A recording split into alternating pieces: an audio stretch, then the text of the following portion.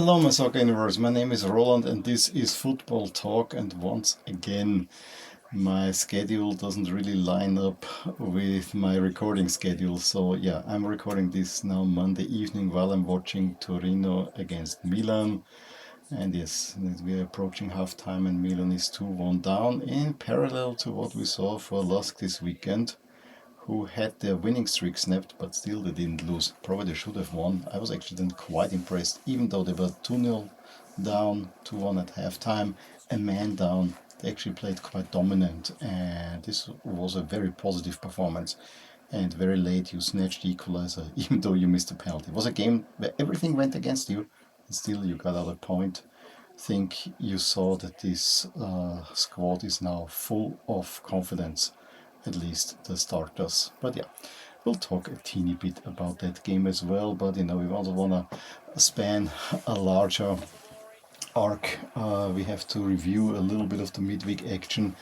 I think the two biggest headlines internationally definitely are that brilliant week for Barca and absolutely atrocious one for Real Madrid in the end, because in the midweek it looked like Real Madrid actually have managed to turn around, but then they completely disappoint and suddenly they are 3 points behind Barca. So yeah, that's a huge swing from just before the second international break, when it was Barca who were 3 points behind Madrid and looked like the team that is not very reliable in Spain.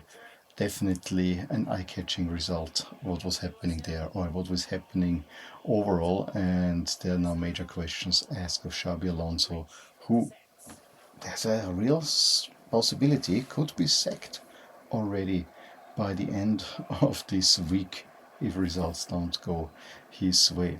The other big result was, of course, Aston Villa. I mean, we had two Premier League rounds, and Aston Villa is suddenly the informed team.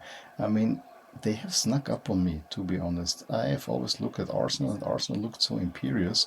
Suddenly, Aston Villa beat Arsenal at home, which is something they seemingly do every season. I mean, they're definitely the bogey team for Arsenal, so maybe we should not really put too much into this result, but still, impressive result. Beating Arsenal at the death when Arsenal were pushing, but Villa are now in a title race, and it also keeps kind of City in the title race, which, yeah, if you're Arsenal, are you really happy about that? Not so sure. In Italy, we had the big clash between Napoli and Juve. Actually, quite one-sided, although it was 1-1 for quite a while in the second half. Inter look imperious over Como, and Roma, yeah, falling away a little bit. And that following Coppa Italia midweek action, where Milan also didn't shower themselves in glory. It's a yellow disaster week so far for Milan, although I still have some hope that they will turn it around against Torino in the second half. And yeah, what else do we have? With a big one in Lisbon, the Lisbon Derby on Friday evening, which of course I didn't see. We had an exciting cup round in Germany. We had also an exciting cup round in Spain that we should talk about as well. In France, new league leaders Lens stay on top. PSG get A, and if you saw the first half, lucky 5-0 win. But it is what it is. They are a superior team. And I guess I don't, yeah, we had also the great Northern Derby in Germany, which was also quite some fun, and a rare win for Ajax. Haha. So I think I have made it through all the leagues.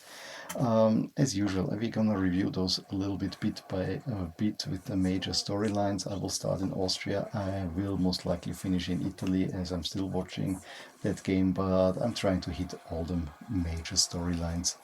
But let's go to the madness that is the Austrian Bundesliga. I know the Austrian Bundesliga is probably of least interest to casual listeners to this podcast, but A, I am from Austria, and B, I would argue it's the most unpredictable league in Europe at the moment. Case in point, ahead of this round, we had the top 8, I think, within 6 points, if not less. We had a table topper in Salzburg that only managed 2 points after past 3 games, still top of the table.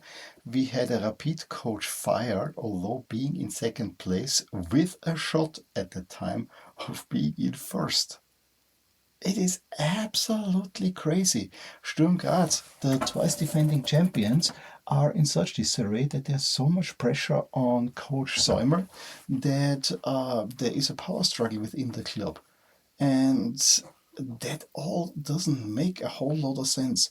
The only two teams as of late, there were actually three, but the third one did lose this weekend, that were in somewhat decent form were LASK, who had been winning ever since Didi Kübauer took over mid-October, 6 league wins in a row, and Hartberg. Yes, maybe not as good of a streak, but still getting some very credible results, though, although losing to Sturm Graz in unlucky manner again last weekend. And so we had the big table topper, oh no, not table topper, but we had the top game of the round in Hartberg between those two most informed teams, and it was an absolute crazy one.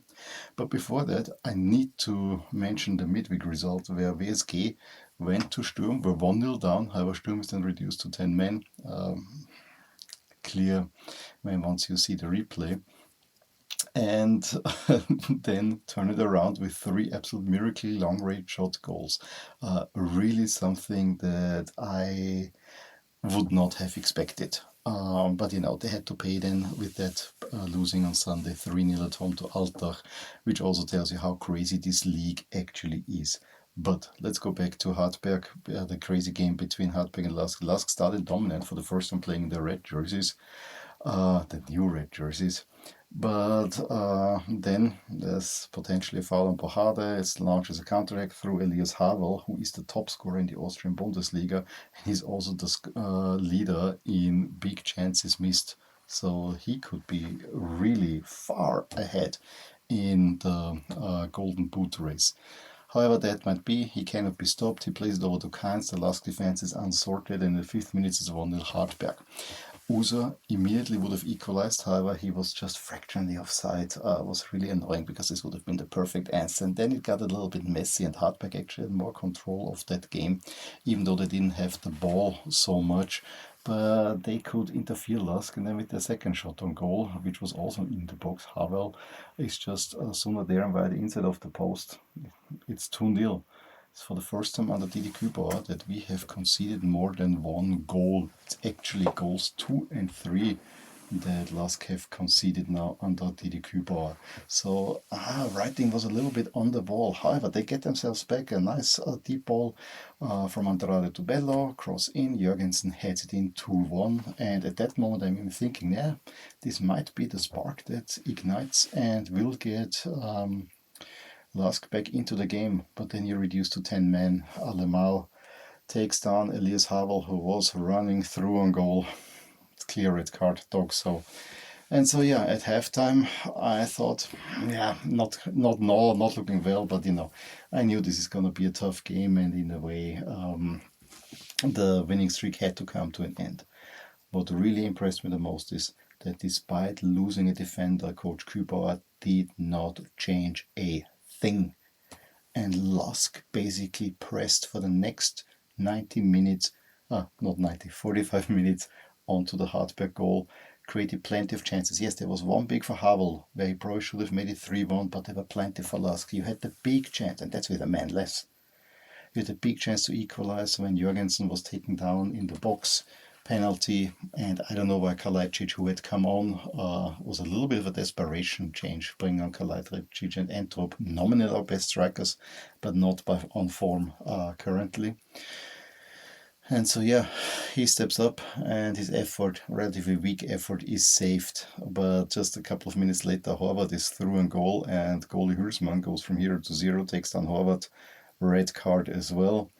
And so scores are level, and then it was a power play, like typically hockey power play. Hartberg were just hanging on, defending well. There were many near misses for LASK. There were also balls that were deflected in the last minute, all that kind of stuff. It looked like a game where nothing is going for you, although you're really putting in a good shift, but in the end you get rewarded. It's a cross in, and Uso heads it in for an equalizer, and I even thought that we could have gotten the winner if there was one more minute. We would have won that game. So we let points slide, so Salzburg with a 2-0 Blau-Weiß Linz can extend the lead up top. The big story on Saturday though was Rapid again losing, and Rapid is in an absolute mess at the moment. I could spend a whole lot of time. I actually don't want to, but let's say the fans are unhappy. The club is unsorted. They have no idea where to go. The players just clearly have no confidence, more concerned with themselves than with actually building a team. And even though you had a 1-0 lead through Schaub, that just a few minutes later is then 1-1, and then you give away a penalty where Cvetkovic just needs to let the ball go over the line, but he tries to save it. It's not a good save, and it leads to a penalty foul by the goalie, and then Palmer converts that one. On Sunday, we had then 2 home wins. Saturday it was mostly away wins. Yes, we had another away win with Altach, as I said. Altach also a team that is now very much in the running for the top 6. But Wolfsburg get their first win under new coach Atalant over Austria Vienna. Looked actually quite good for a long time, but then they are also reduced to 10 men with a 2-0 lead. Both goals after I was involved. Lee pulls one back, a little bit hanging on, but in the end Wolfsburg got it over the line. And Sturm Graz a little bit against the form, because GRK, the City Rouse, have won 3 of the last 4, but Sturm Graz with a rather convincing performance win the derby 2-1. The goal for GRK came really late, so I wouldn't make too much out of it. But yeah, we have one more round in the Austrian Bundesliga, and it's really anyone's guess at the moment who will make it into the top 6. I mean, if you were to ask me, Salzburg Sturm should make it, and I also think that in current form LASK look actually quite positive. Although the cushion is not that big. I mean, it's only a 3-point cushion, but I'd rather have the 3-point cushion than not.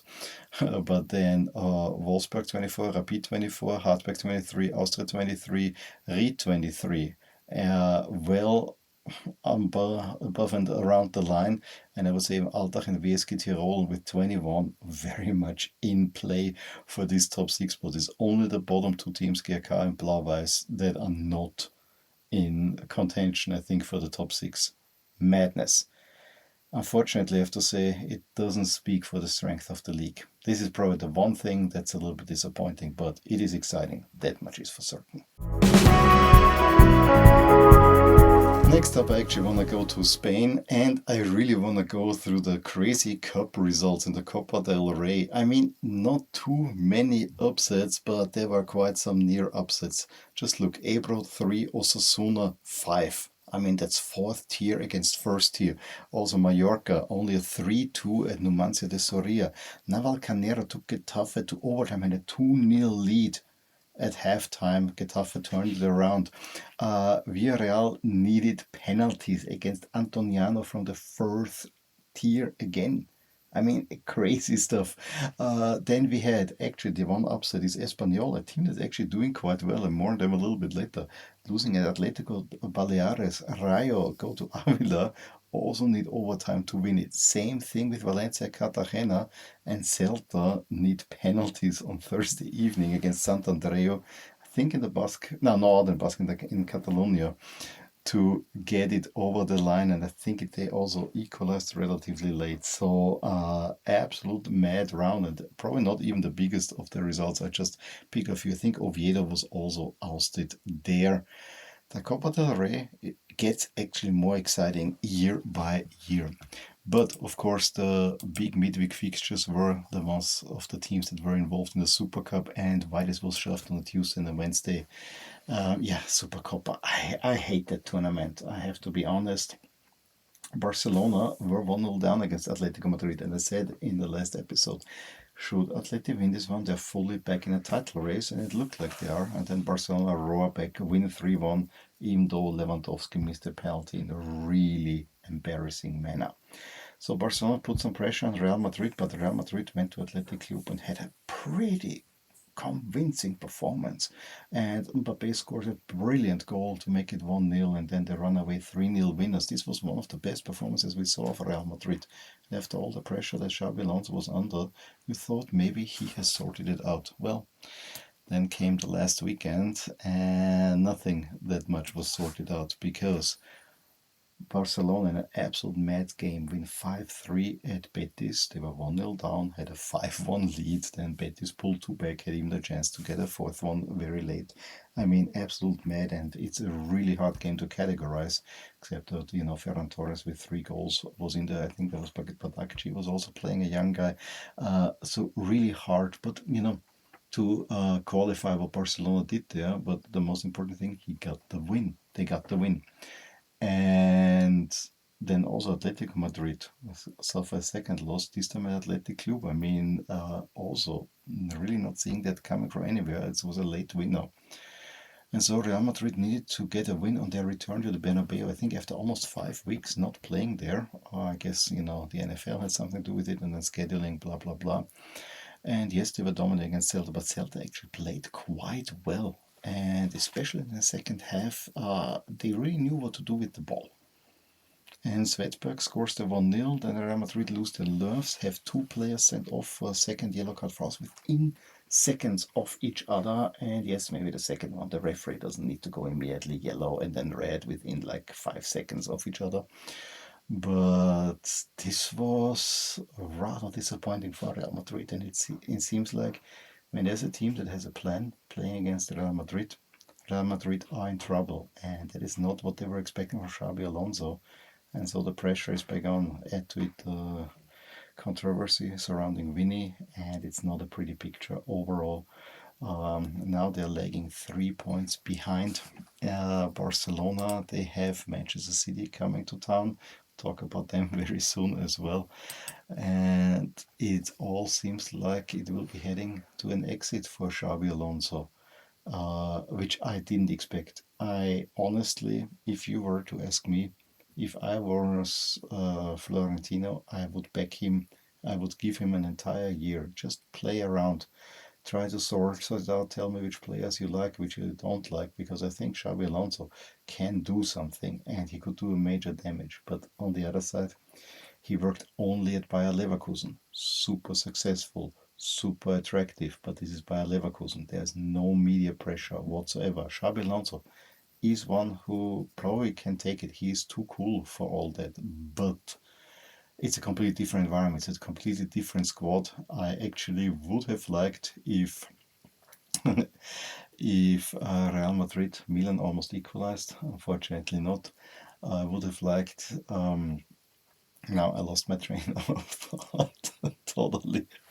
Uh, I actually would have liked, if Xabi Alonso would have been given the chance, maybe not immediately at Real Madrid, but of course he was the hot property. But I think an intermediate step would have probably worked really, really well for him. Take a, a kind of biggish team in Germany or, let's say Italy before you go to the super clubs. But not working this way. Watch this space. I think this is going to be really, really interesting coming up. What's going to happen at Real Madrid. I also find it kind of odd that Barcelona is suddenly the informed team. There was also an interesting game between Valencia and Sevilla, but I hope you didn't watch it. It was an awful game, and I want to mention Espanyol. They beat Rayo at home. They are in a really, really good form. They're already in 5th place ahead of Betis. That's something I really did not see coming, to be honest, that Espanyol will be fighting for European spots. Side note, the last time they were in Europe, unfortunately, they then were relegated, so I hope it's not a bad omen for them.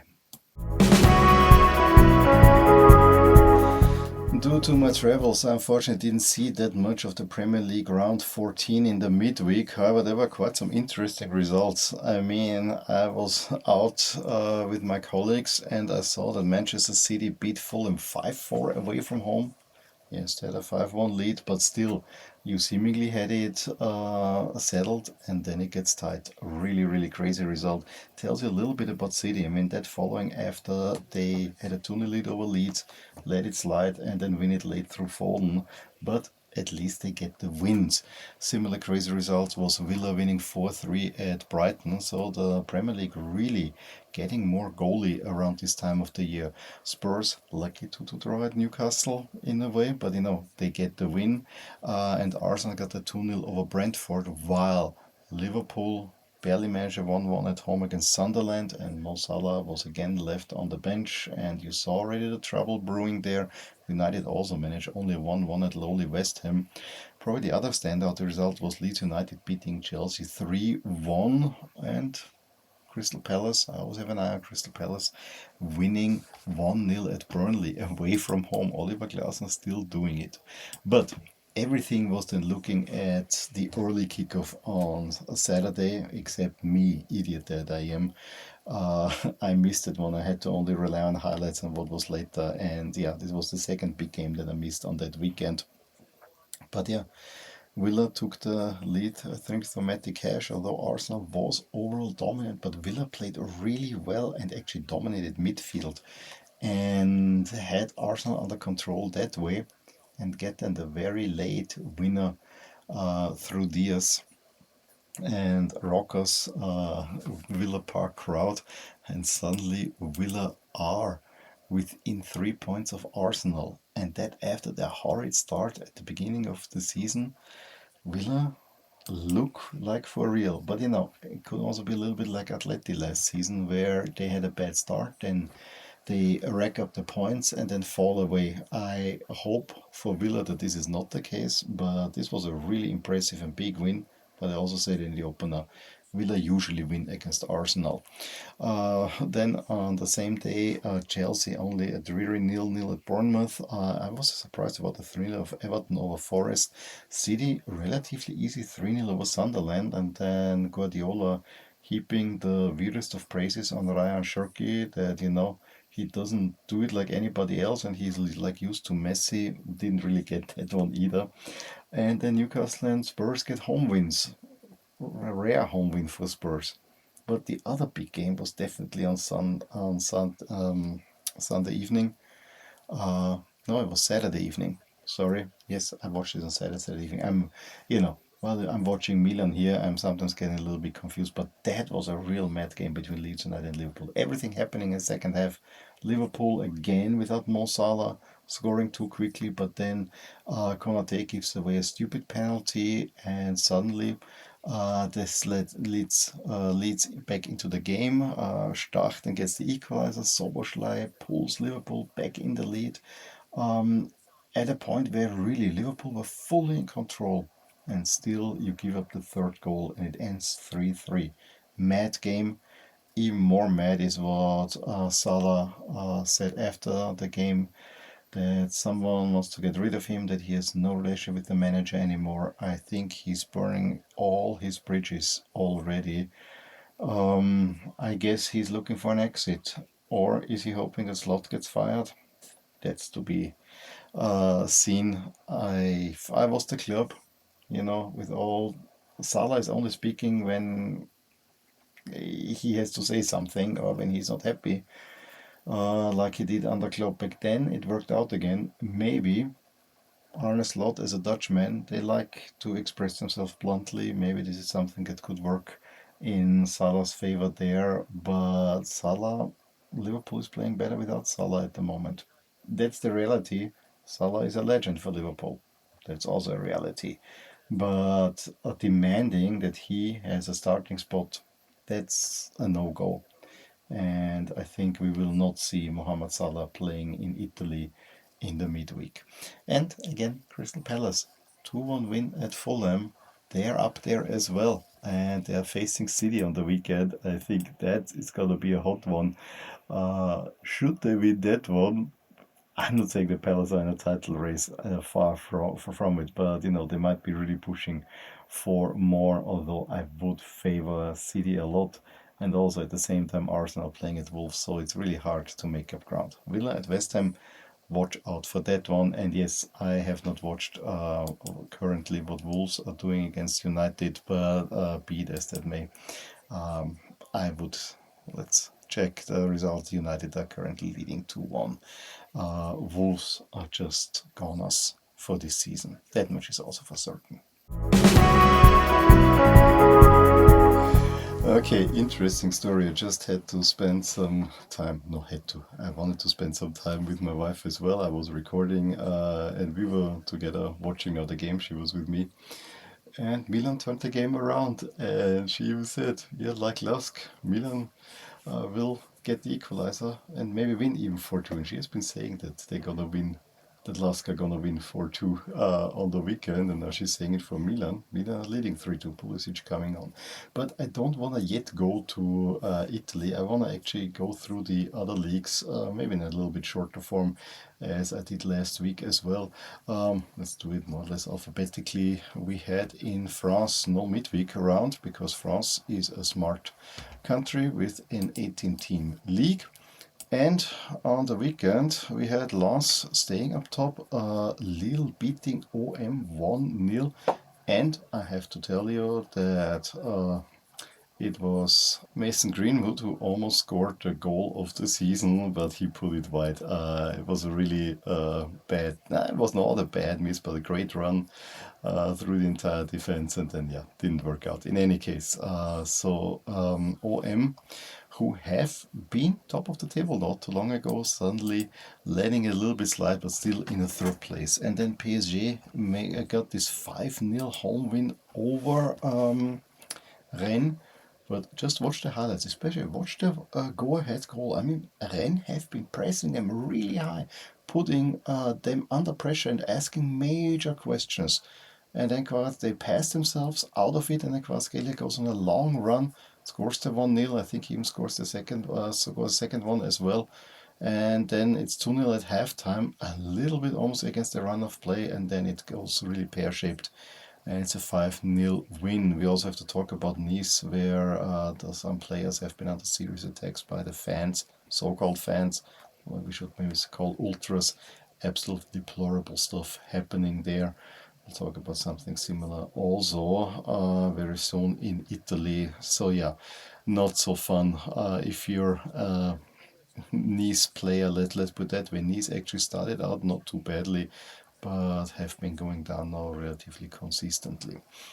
Over in Germany, we definitely have to talk about the Pokal. Quite an interesting set of fixtures. Gladbach, after a short resurgence, lose at home to St. Pauli. Hertha in a second league duel beat Kaiserslautern 6-1. Didn't necessarily see that coming.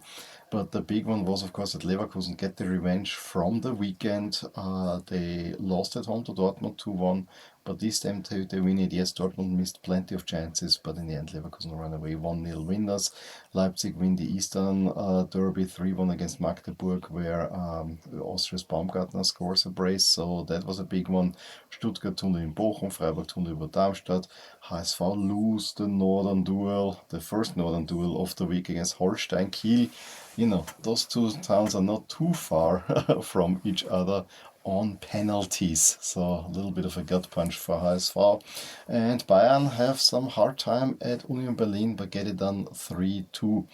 And we already know the quarterfinal draw. Leverkusen hosts St. Pauli, and then we have already a big one, Bayern Munich against Leipzig. Those are the two top teams in the Bundesliga at the moment, and we'll see why in just a sec.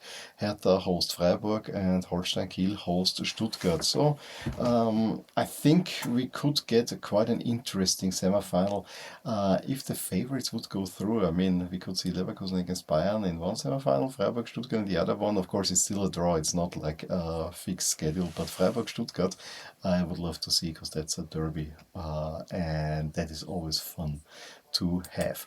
Now, on the weekend, Gladbach hit back, beating Mainz 1-0. Mainz is a team that is definitely in trouble, bottom of the table at the moment, so Gladbach getting a win was maybe not too big of a surprise. Augsburg beating Leverkusen, though, that was a surprise. That's a big win. Köln only 1-1 at home to St. Pauli, although St. Pauli potentially is resurgent. I'm also happy to say that Milan just won, so we'll talk Serie A very soon next. But then we had Heidenheim beating Freiburg 2-1. Big one. Bayern 5-0 at Stuttgart. Yes, there was a red card for Stuttgart in there, and yes, Conny Leimer, Austrians, scored an absolute beauty to open the scoring. And then Leipzig laid on 6-0 over Frankfurt. What a destruction. We also had Wolfsburg beating Union Berlin 3-1, and then the big Northern Derby. Bremen had a 1-0 lead. HSV turned around the second half. Bremen late equalize. And then HSV fine through Yusuf Paulsen, still the winner. Absolute madness in the Volkspark. This is a fixture that is just igniting Germany, I have to say, especially in north of Germany. Both teams should be much bigger than they currently are. I mean, especially HSV, absolute giant of the German game. As is Dortmund, who beat Hoffenheim 2-0 at home. A Hoffenheim team that actually has been approaching Europe so far. So actually the top duel of the round. Although I think the Southern Derby between Stuttgart and Bayern and the Northern Derby probably took all the headlines. What's happening to Frankfurt, I really cannot tell you. I mean, 6-0 loss, that's rather damning. That much is also for certain. In the Netherlands, we had a cup match where AZ beats Zwolle 3-1 away from home. However, the other cup rounds come next week. It's because AZ play in Europe, especially in the Conference League, so they had to play earlier, but they're now through to the next round already. And on the weekend, I mean, on one side, it's not an exciting set of results because all the big teams won. PSV 2-0 at Heerenveen, Ajax 3-1 at Sittard, and Feyenoord 6-1 against Zwolle. I mean, on the face of it, nothing really surprising. But Ajax win. I mean, Ajax are in a really rough shape. So this has been in the works for a while and actually keep Ajax in the running for a top spot. However, they're only in fourth place now, and who is in third? It is Nijmegen, a team that have had some good results. They also win 3-2 away at Volendam. So this might be the surprise team this year, while other teams like AZ only 2-2 at home against the Go Ahead Eagles. Yes, replay of the cup final, so much needed. Cannot really get it going. Utrecht and Twente are also a little bit more for the European playoff. Not the great teams they used to be not too long ago. And then when we look at Portugal, it was all, of course, about the Lisbon Derby. And again, I was so focused on the World Cup draw. I really hope you enjoyed my episode on the World Cup draw. I think it got quite some good review, and it was also a video, so that makes also fun. Sporting really pressed Benfica high, took an early lead. However, Benfica then got better in the game, got an equalizer still in the first half, and the game kind of went a little bit sideways.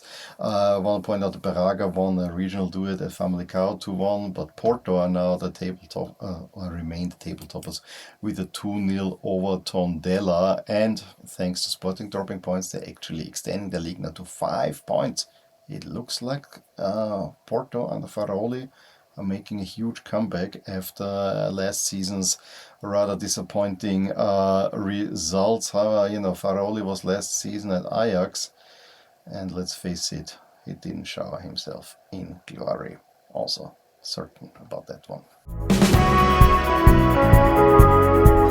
Okay, and with most evening games finished, Milan won 3-2 at Torino, United 4-1 up at Wolves, actually moving into 6th spot. Could this be a United season that they make it back into Europe? Well, it will be interesting about that. But now let's move to Italy and let's talk what has been happening in Italy during the week. We had a Coppa Italia, the round of 16, but only 6 matches. Roma and Fiorentina will play in January, so a little bit delayed. Which speaks to the competition. Honestly, there were only 2 really remarkable results, or maybe 3, but let's go one by one. Juve beat Udinese 2-0, Atalanta 4-0 over Genoa. Napoli were held by Cagliari 1-1, needed to go to penalties, no overtime, and a very lengthy penalty shootout. I think it was 9 penalties, and Cagliari misses 2, Napoli only 1. Inter though, you play Venezia, and yes, if you're having performed high in the league, then of course you get such a team. Cagliari though should have been the easier team, but when Venezia ousted a Serie A team in the last round, and so Inter win it 5-1. Inter playing some really nice stuff along the way as well. Parma actually had a lead in Bologna, beat them 2-1, and then Milan managed to lose 1-0 against Lazio after they won against Lazio 1-0 on the weekend. Again, such a double. It's very often that there's a cup and league double, and yeah, it tells you how tight everything is. Um, just a few thoughts. It was not a great game. I thought that especially in first half, Lazio were probably the slightly better team. Second half, Milan, I felt were dominant, but for a competition that you have not won since 2003, why doesn't Milan take it for one series? Why are not playing a full squad? And I also don't like the argumentation by some Milan fans. I mean, I was thinking it as well, I have to be honest, but the more I think about it, the less sense it makes. Now you can only focus on the league. Yeah, but how many more games would Coppa Italia be in? One quarterfinal, two semifinals, one final, and it's really in such a way that one is played in February, the other one is played in March, then in April, and then in May. I mean, it's really very, very cushy everything. Why can't you go out and win a Coppa Italia for once? Why? Why are you playing a second string squad? Why are you not taking this seriously? I mean, you're really sending with this lineup the message, yeah, we're not taking this that seriously. And maybe Lazio would have deserved it in the end. I'm not 100% to be honest, but Zaccagni scores the winner late on. Milan didn't really have a chance, also has to be said. So, yeah. Milan already out, and now it's all about the league, but at least there things are going well. So that's at least one positive to take away. The weekend started with complete disaster for Fiorentina, again losing 3-1 at Sassuolo, and now it looks dire. Fiorentina are bottom of the table.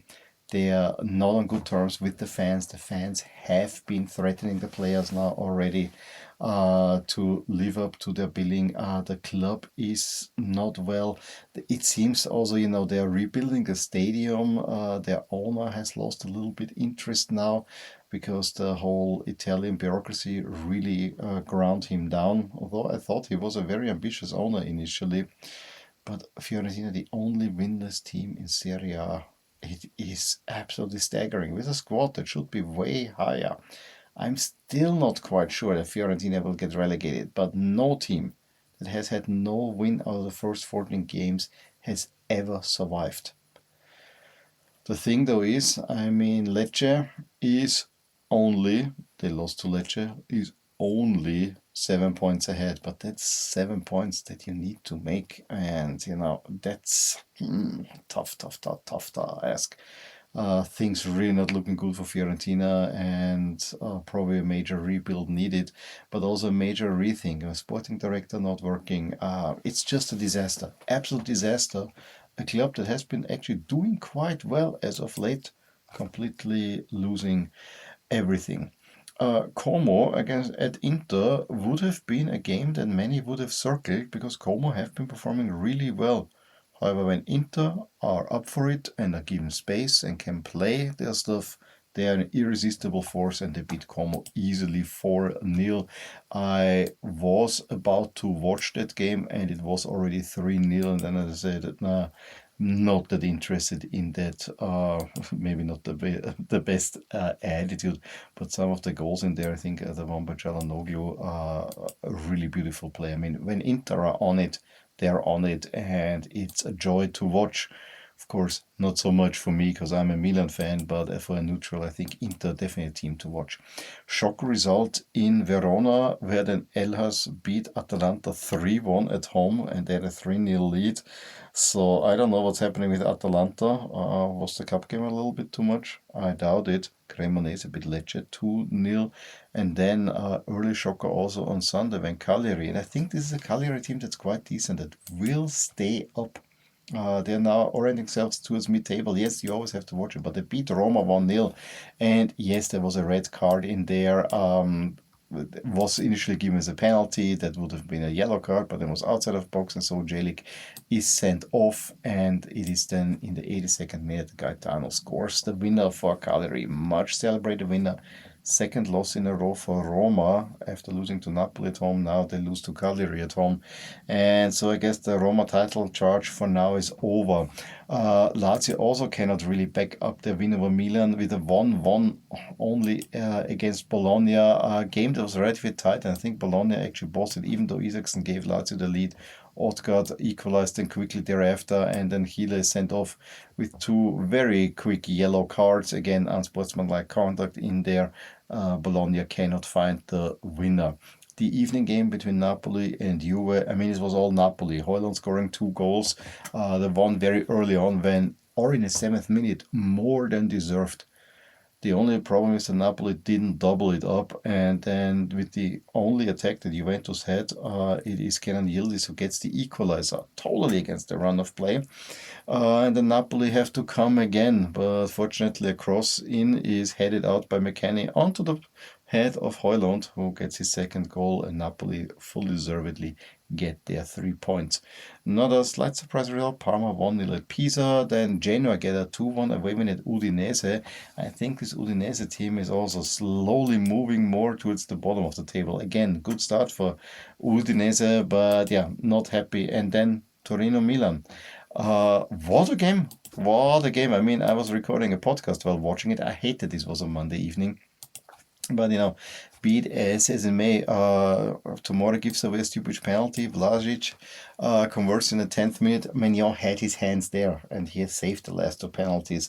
And then Zapata, sent by Vlasic in the 70th minute, makes it 2-0. So really, pretty much the same story that we had between Hartberg and LASK now on Milan level. And then Rabiot with a long-range shot that swerves quite nicely. 24th minute gets the equalizer. Then Leao picks up an injury, and curiously enough, Ricci is brought on. Maybe that settled the midfield a little bit more. And of course, Ricci was Torino captain last season. And from that moment on, honestly, especially in the second half, I actually had a feeling that Milan are getting a little bit more control of the game. As you have heard in the podcast, they almost equalized.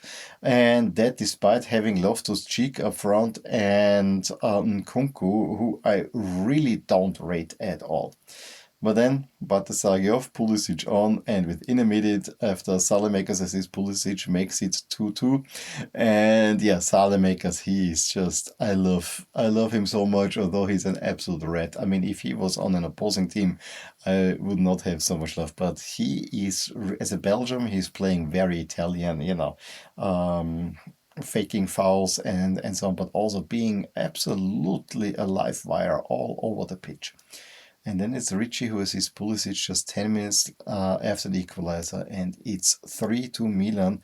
After, admittedly, Torino had chances, even scored a goal. However, there was a shove on Salamakers before that as well, and that settled the game. Unfortunately for my wife, it didn't become a 4-2. But with that win, Milan are back in first place.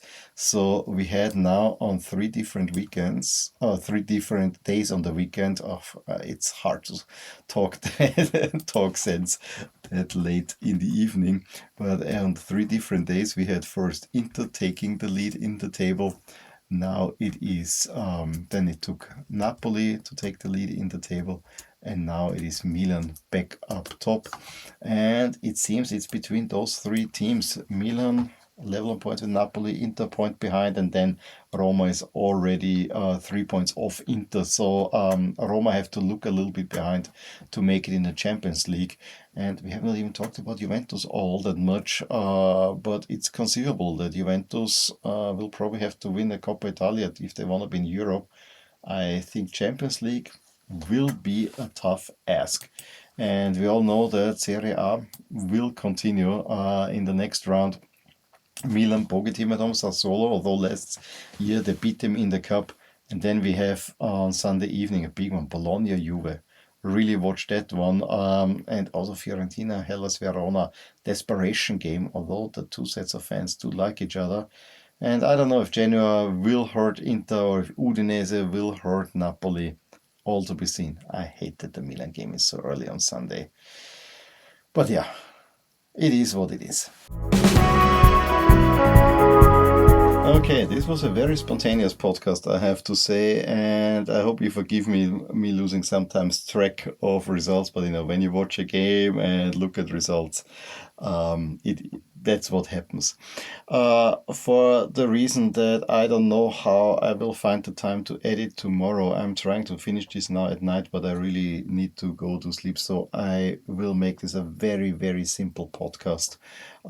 So if you watch this on YouTube, at least you will see some jerseys from my collection popping up here and there. But again, no results. I really hope that by the next week everything settles down again and I can go back a little bit to more normal programming weight and also can see results and so on and so forth. In any case, full week, full results. It was quite exciting to watch. I maintain the Austrian Bundesliga is really exciting, if not great, and similar stuff is developing in Italy and can be said. But I think the stories in Spain and England are really the ones to watch on a more global level. Please let me know what you watched this weekend and how do you see things going. Will we see a new coach at Real Madrid relatively soon? Is Villa really in the title race, or is this keeping Manchester City too much in play? We gotta see, but those are the questions that I'm asking you. In any case, please leave me a subscription to support what I'm doing here on Football Talk.